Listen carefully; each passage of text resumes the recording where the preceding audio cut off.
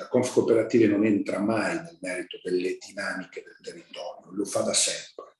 Se lascia il libero arbitrio alle cooperative, ai cooperatori di eleggere i propri dirigenti, i propri presidenti, in maniera tale che ci sia la massima democrazia, la massima espressione.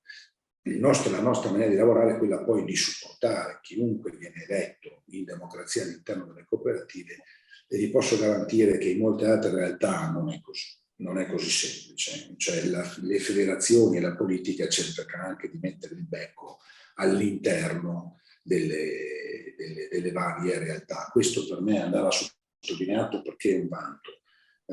Noi rappresentiamo e vogliamo rappresentare la pesca, non vogliamo gestirla, che è un'altra cosa. La gestione viene fatta dai presidenti, dai consigli di amministrazione, delle capacità imprenditoriali che devono avere i nostri presidenti. Poi dobbiamo lavorare di più per formare i presidenti, per essere più capaci, più forti, più efficienti. Ma questa è un'altra questione, su questo stiamo lavorando. Cerchiamo come sempre di infilare quelle che sono le nostre necessità nelle varie campagne elettorali, dei programmi politici, a 360 gradi, da Fratelli d'Italia al PD. Insomma, siamo sempre molto attenti a far avere per tempo, e anche questa volta così abbiamo fatto, a far avere per tempo quelle che sono le necessità nostre, non soltanto del Veneto, oggi qui siamo in Veneto, ma a livello nazionale. Adesso vedremo nei programmi elettorali dei vari partiti che cosa hanno raccolto, di quanto noi li abbiamo fatto avere in maniera puntuale, però ci stanno tutte queste cose, salvaguardia delle lagune. Un altro aspetto che riguarda le lagune è tutto quello delle concessioni demaniali.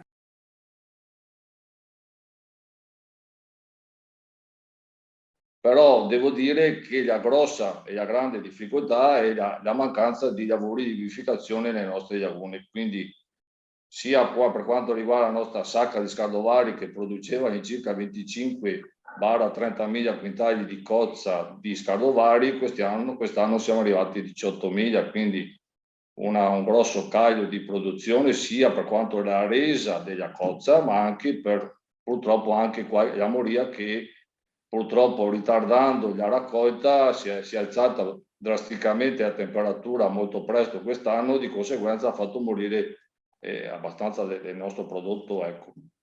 Dopo purtroppo mi allaccio un po' al discorso di vivificazione, la crisi della vongola verace, che drasticamente negli ultimi 2 anni, 3, ha fatto un caglio da 80.000 a 40-45.000 quintali, quindi è dimezzata. Andiamo delle grosse difficoltà per quanto riguarda reperire il seme che non si fa più come naturalmente negli anni scorsi, e di conseguenza mette in ginocchio i nostri pescatori.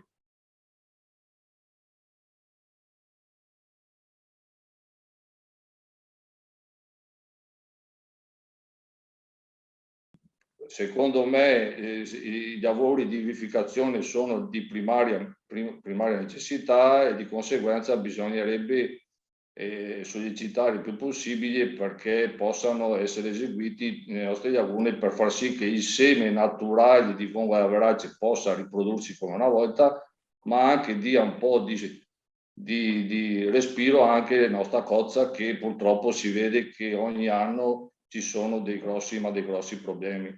In questo mondo Confcooperative stiamo sollecitando un po' tutti quanti da parte politica perché dia e faccia, diciamo, il prima possibile per fare questi benedetti scavi, per poter dare, come ripeto, respiro, anche ossigeno agli laguni, e che possano essere come era una volta, ecco.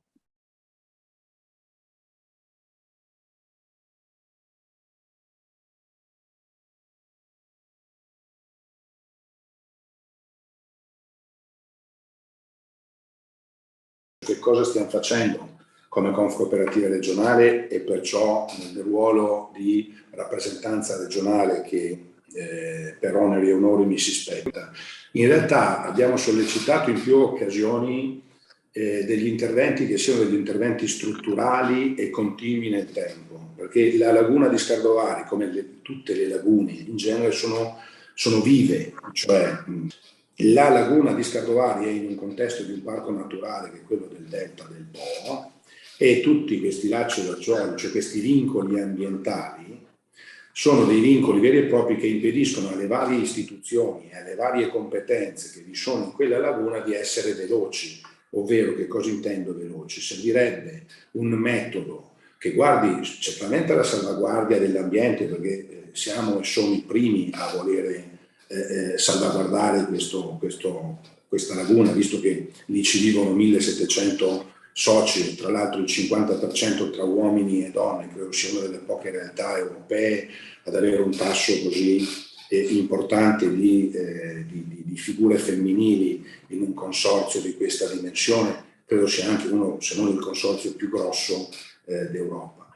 Stiamo proponendo che diventi una modalità di lavoro non a spot,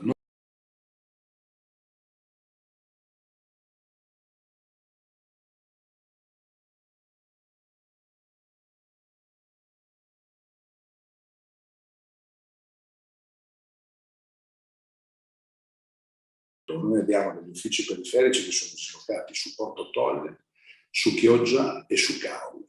Perciò nei 3 punti cardini del Veneto abbiamo una presenza più o meno costante, dove i nostri associati possono trovare una prima risposta quando si intende una risposta tecnica.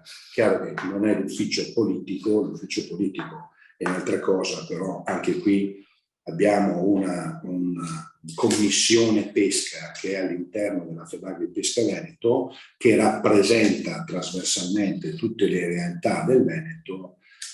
Ho voluto da poco una WhatsApp che mi sembra la cosa più semplice, dove tutti i componenti della commissione pesca vi sono all'interno, e perciò è sempre nostra cura far arrivare quasi nell'immediato quelle che possono essere le informazioni, piuttosto che le varie normative che escono per uso, insomma quello che in prima battuta è una comunicazione diretta, proprio per seguire quella possibilità che ci viene data nell'avere i rapporti direttamente sia con la regione sia con il governo, per mettere nelle condizioni tutti gli associati, ovvero i presidenti delle cooperative, noi associati a questa commissione, di essere preparati in diretta a leggere e a ricevere quello che è la documentazione di prima mano.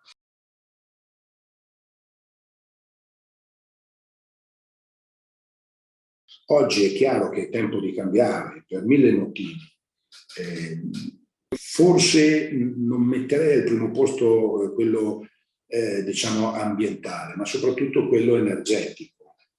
È tempo di pensare velocemente a quali possono essere le propulsioni alternative a quelle esistenti, per 1000 motivi, perché oramai si sta andando fortunatamente dal nostro punto di vista verso una salvaguardia dell'ambiente che deve incontrare, non voglio essere noioso quando lo ripeto, ma deve incontrare poi l'aspetto sociale ed economico, altrimenti rischiamo di votarci ad una sostenibilità ambientale ad ogni costo, ma poi perderemo per la strada realtà produttive, economiche, culturali e storiche di rilievo vitale per il nostro Paese.